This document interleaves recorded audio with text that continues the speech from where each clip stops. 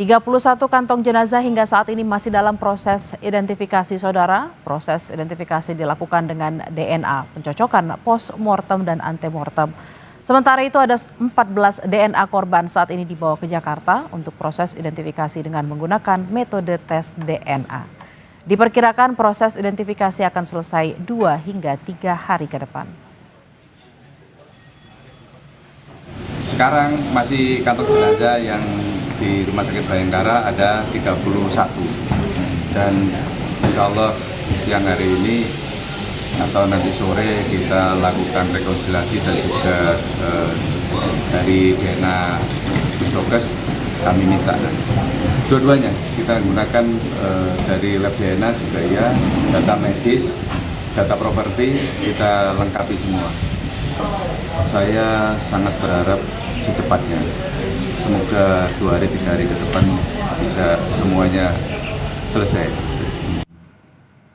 Perkembangan terkini proses identifikasi korban kita tanyakan langsung pada jurnalis Kompas TV Kika Madona dan juru kamera Triwidodo di Rumah Sakit Bayangkara Surabaya. Selamat siang Kika, 31 kantong jenazah masih dalam proses identifikasi. Seperti apa progresnya dan apa tantangan yang ditemui tim identifikasi di hari ke-10 ini?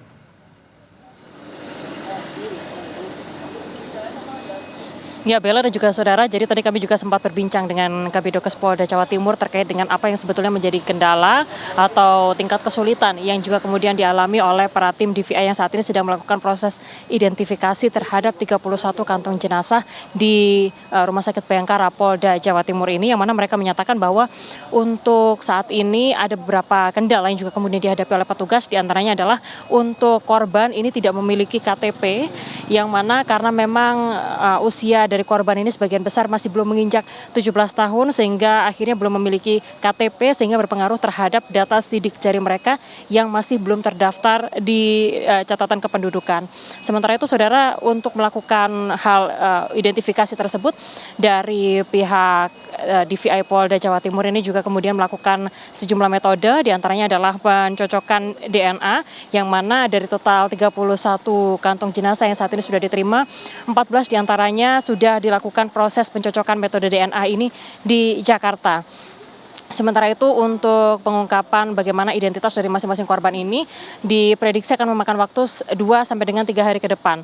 Yang mana ada 2 metode yang dilakukan. Yang pertama adalah dengan pencocokan DNA seperti yang saya sampaikan tadi. Lalu kemudian yang kedua adalah pencarian data antemortem atau mengumpulkan data sebelum kejadian seperti dari keluarga, lalu kemudian foto secara fisik, ciri fisik seperti itu, lalu kemudian dokumen sekolah yang mungkin masih memiliki sidik jari.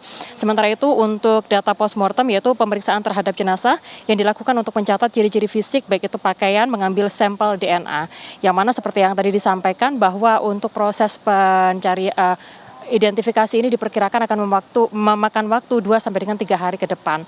Kendala-kendala tersebut yang saat ini masih terus diupayakan mengingat dari total 67 kantong jenazah yang juga kemudian sudah tiba di Rumah Sakit Bayangkara Polda Jawa Timur, 34 diantaranya ini sudah teridentifikasi dan 31 kantong jenazah lainnya hingga saat ini juga masih dalam proses identifikasi seperti itu di Rumah Sakit Bayangkara Polda Jawa Timur. Nantinya setelah ditemukan kecocokan data seperti itu yang nantinya akan dilakukan proses rekonsiliasi dengan anggota keluarga yang hingga saat ini juga masih menunggu proses identifikasi di Rumah Sakit Bayangkara Polda Jawa Timur. Demikian Bella. Kika, lalu terkait dengan 14 DNA yang dibawa ke Jakarta ini, apakah ada proses identifikasi yang dilakukan dengan cara berbeda atau seperti apa?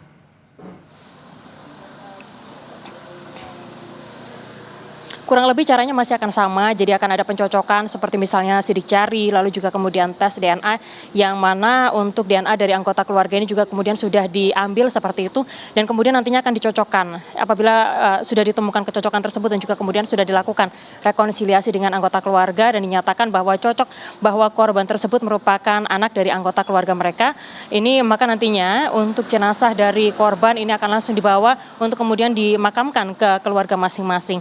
Ada sejumlah hal yang juga kemudian disampaikan oleh pemerintah Provinsi Jawa Timur.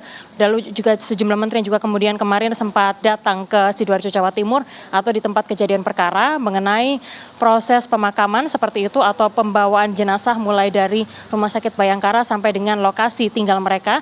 Yang mana kalau berdasarkan data ini ada beberapa lokasi yang berbeda. Ada yang dari Lamongan, Gresik, ada yang dari Surabaya, Sidoarjo, lalu juga bahkan ada yang dari luar Jawa yaitu di Kalimantan Barat. Nah, untuk proses pengiriman jenazah seperti itu atau membawa jenazah ke tempat nantinya mereka akan dimakamkan, ini nantinya juga akan ada fasilitas dari pemerintah yaitu berupa ambulan sampai dengan prosesi pemakaman akan ditanggung oleh pemerintah. Sehingga harapannya untuk proses pemakaman dari jenazah korban ambruknya Pondok Pesantren Al-Qazini Sidoarjo, Jawa Timur ini nantinya tidak membebani atau tidak memberikan beban tambahan bagi anggota keluarga karena memang sepenuhnya nantinya akan ditanggung oleh pemerintah. Demikian Bella. Baik, terima kasih atas laporan Anda jurnalis Kompas TV, Kika Madona dan Triwidodo langsung dari Surabaya. Selamat bertugas kembali.